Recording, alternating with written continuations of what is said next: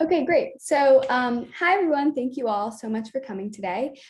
This is YouthServe NYC's 25th speaker and our first speaker of this summer, which is super exciting. And just to remind everyone, YouthServe NYC is a service initiative founded and run by young people who want to become more involved in the work of rebuilding New York City in the wake of the COVID-19 crisis. YouthServe NYC is a way to engage peers in service and in social justice. So today we are so happy and fortunate to welcome Jason Clark, the Executive Director of Tech NYC. Founded in 2016, Tech NYC is a nonprofit member-based organization made up of many of the most innovative companies in New York, working to foster a dynamic, diverse, and creative New York, as I'm sure we'll hear a lot about today. So thank you again so much for joining us. We are so excited to hear about your work and anything else that you'd like to share. And just to remind everyone, like I always say, later when we do questions, if you have any, you can just type them in the Q&A function or chat them to me individually, and I will read them aloud. So thank you so much again, and over to you. Okay, no problem. Thanks so much for that, Eleanor. And it's really great to hear about the wonderful work that YouthServe is doing. When we're talking about tech, there's so much that needs to be done and so much that can be done that I think is really being driven by a lot of our young folks. Because, I keep thinking to myself is like, there are so many terrific ideas out there that are really going to make a difference, but they're not going to come from me. They're going to come from you. They're going to come from folks who see the world differently and, are that next generation of coders, of leaders, of activists out there. And, it's good to know that there are organizations that are figuring out ways to kind of, work together, build, and, kind of make a difference in our community. So this is great. So as you mentioned, my name is Jason Clark. I am the executive director of an organization called Tech NYC. And that whole idea, the whole mission of Tech NYC is to make sure that New York City is the best place to be able to build and grow a tech company. And the reason we think about it that way is because, there's so many folks who have these terrific ideas as to how we could be able to make the world better. When it comes to climate change, when it comes to healthcare opportunities, when it comes to, fighting for criminal justice, when we think about, economic justice, there are so many things that, we've really been battling and grappling with for many years. But the great thing about technology is, there are new ways that we can be able to tackle these issues like never before that make things a little bit better. And I know at Tech NYC, so we have about, 800 tech companies that are a part of our organization. And what's really empowering about that is that, when we're talking about issues that have to do like with food insecurity, there are folks who are able to do things to be able to help in that space. Think of like innovative ways to be able to get folks to people who need it. We're talking about like housing issues. There's a member, Just Fix, that is doing something to make sure that people can be able to stay in their homes and can be able to, protect, where they and their families live. There's an organization, Good Call, which makes sure that someone, who's in the criminal justice system and needs a lawyer can be able to get one just by making a call using technology.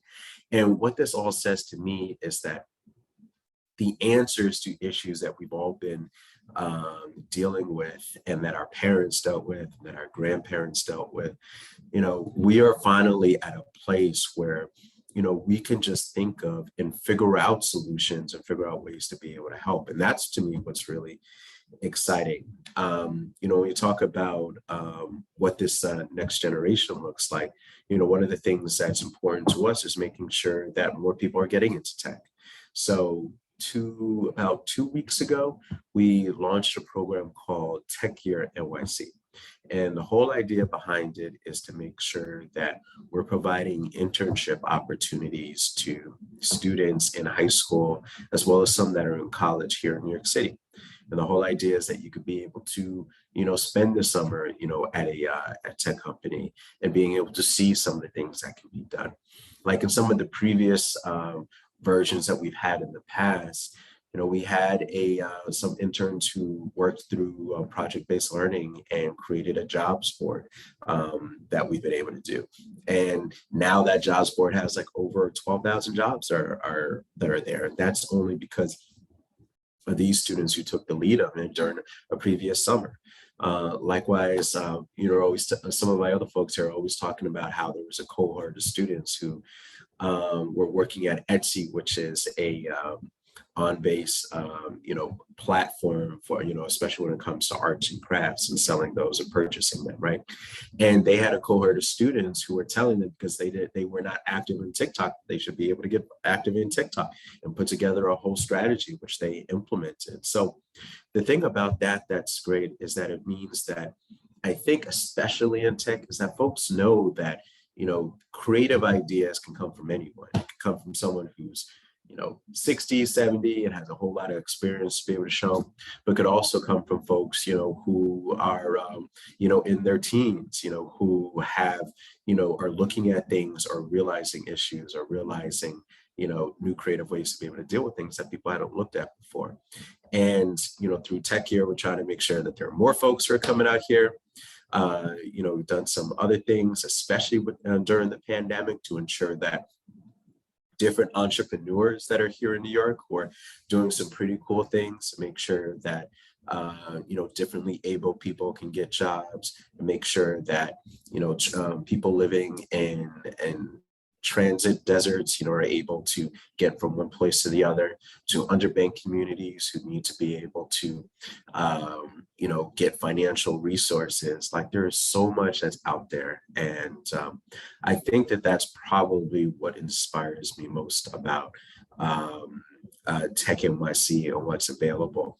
And the good thing about it too is that I think coming out of this pandemic, people are really realizing that the only thing that's limiting us from using tech to be able to think of solutions is ourselves, right? During the pandemic, people had to figure out ways to have meetings. We're having a meeting right now. There have been video conferencing for years, but nobody used it at all, right? But now all of a sudden, we can be able to use this and it not seem like such a unique form of technology. The same thing when it comes to being able to get our food before. People didn't have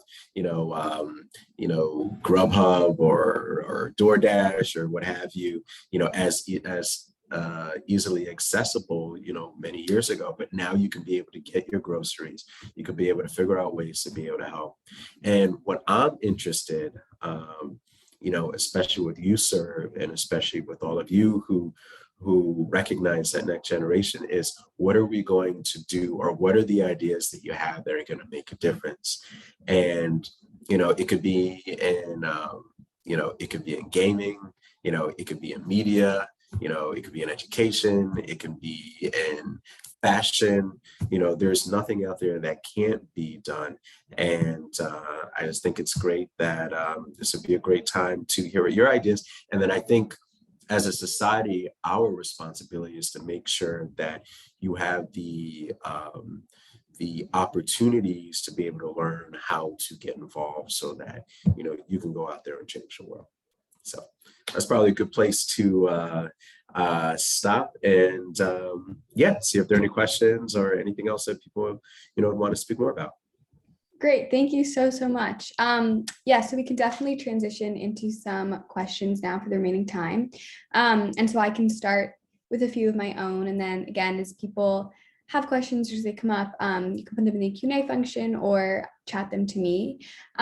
So my first question is actually just about you, but could you talk a little bit about your background and your career and what led you to your role now at Tech NYC?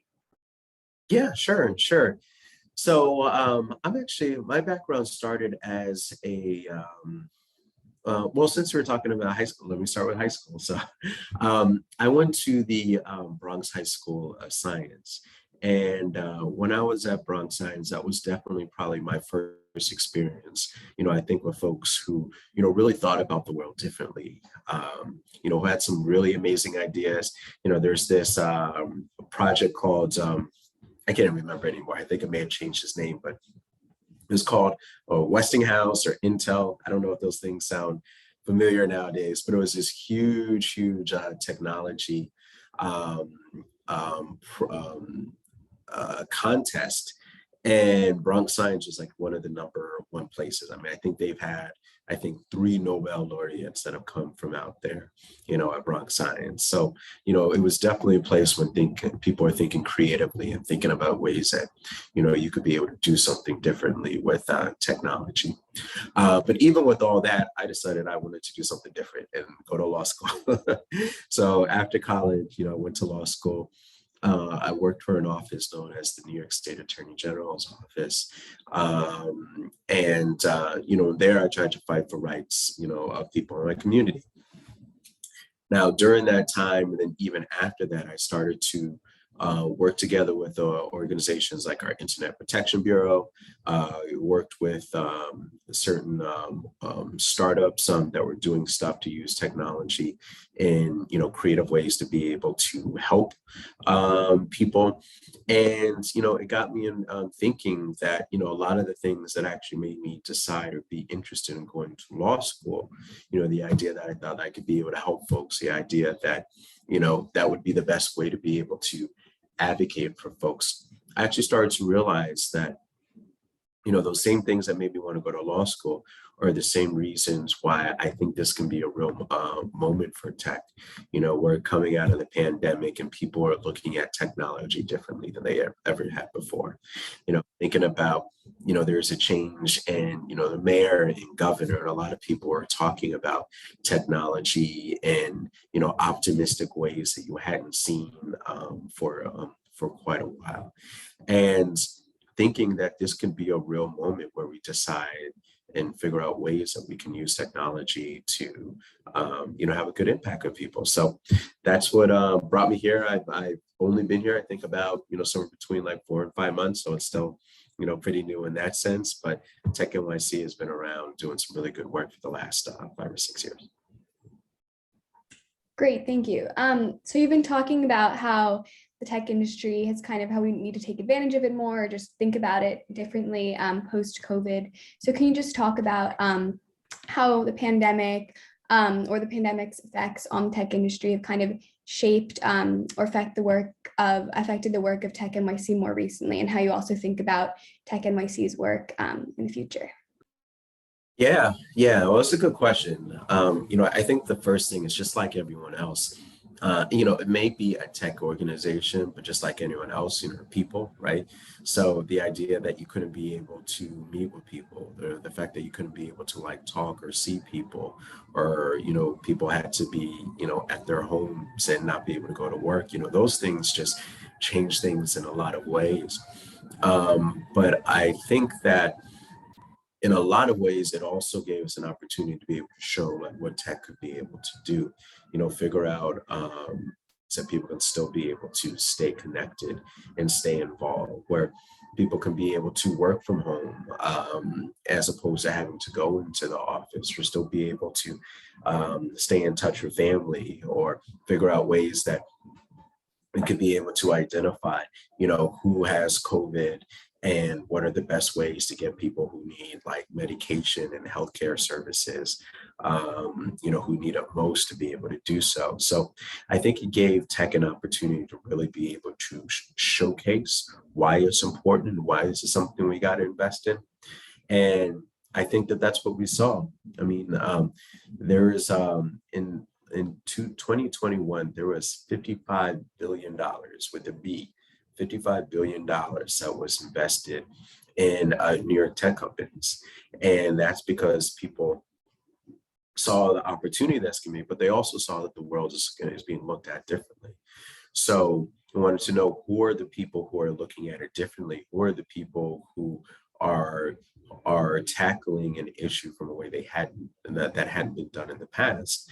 And I'm actually happy to say that's probably one of the ways, and knock on wood, one of the ways that we've been able to get through this pandemic, because of a lot of work that tech companies were able to do, or tech folks were able to do. Great, thank you. Okay, this is a little bit different, but your website describes many of your members and the important role they play. So can you just talk a little bit more about what your members do and who they are and kind of the process surrounding membership? Yeah. Well, our members vary. Our members vary. So as you're saying, we've had, up to, 800 tech members or tech companies that have been a part of it. I would say, some of them are huge companies such as Google, such as Facebook or Meta, such as Uber. Some of the other ones, and actually probably the large majority are actually startups. Probably say somewhere like around 75% to of our companies are people who may have a company of two, right? You talk to some of them, companies that have over 14,000 people, but here we also have people who have teams of 5, but they have a really great idea and they have folks who are investing in them. So when it comes to membership, in order to be a member, you have to have or be a tech company in space. But again, that's a very, very fluid definition. If you have a great idea, if you've been able to register as a company, then we want you to be part of our community. And because of that, we try to do some fun things as well. We're going to be going with some of our members to see a baseball game with the Mets. I don't know if there are any Met fans here, but the Mets have been bad for a very long time. I know I'm from Queens, but they are not bad this year. So, do some things like that. We try to do some, fun events like in the city as well, so that people can kind of get together. But yeah, we have members from all different sizes and doing all different types of things. So we have a number that are doing things in fintech and crypto. We have others that are doing things like in healthcare. We have others who are doing things like in cybersecurity. We have others that are doing things like in e-commerce. And that's the interesting thing too, when we think about the definition of what makes a tech company. I mean, there are a lot of companies that can, have that definition. In fact, most tech opportunities are actually like at financial institutions like big banks, because they rely on technology in a lot of ways. So that's all to say that our members vary. They have various different needs, but no matter who they are, if they're part of our community, we want them to feel excited about tech here in New York, and we want to make sure that they have every opportunity to be able to thrive. Thank you. Okay, I'm going to ask a couple more and then I'll get to the one in the Q&A. I was just wondering, does Tech NYC work with the city or state government on policies? I know you've talked about your background in law and stuff like that, but just I was wondering what work, if any, does Tech NYC do with that? Yeah, we definitely do. We've had, pretty regular conversations, with the mayor's office. In fact, next week, we're going to be announcing a new project of ours with the mayor, who will be announcing it. So we definitely do a lot of work there. Some of the things that we're really interested in is figuring out ways that we can be able to work with the city and state to increase internet access. There's so many individuals who, especially when you go upstate, where the only place they could be able to get a stable Wi-Fi connection is at McDonald's, or at the local public library or what have you. And, what that means, especially for many of you who probably know, frankly, better than I do, how difficult it could be when you're at school, when you don't have a strong internet, what's it called? Internet provider, right? So if something like that happens, then, you certainly start to fall behind. So making sure that there's more internet access is a big thing. We're also, trying to work with the city to figure out ways that we can create more jobs, because, we want to make sure that people who went to school in New York, who lived in New York, who families have in New York, have and are learning the skills they can be able to get into tech in the future. And then just figuring out ways, that we can be able to use tech to be able to help with things such as education, increasing, childcare service. There are a lot of companies that are doing some really creative things there, moving forward. So, we definitely try to figure out ways to work with the city and the state to make sure that there are policies in place that make it easy for folks to be able to, for the tech industry to thrive, but also to make sure that New Yorkers can thrive. Thank you. So does Tech NYC focus only on New York City and the state, as you were just saying, or do you also work with organizations or similar nonprofits outside of New York State or New York City? Yeah, I mean, we try to focus mostly in New York. I mean, I think the answer for us is, what is it that impacts New Yorkers, right? And when I say that, so certainly things that are going on in New York City or New York State can impact it. But, arguably there are things that could be going on outside of New York. And if it has like an impact on New Yorkers, then that would be something that's kind of within, our purview. But, for us, we really try to make sure that we're kind of focusing and kind of building stuff, here more locally. Thank you. Okay, so one from the Q&A. You've mentioned many valuable resources that tech can provide to the community.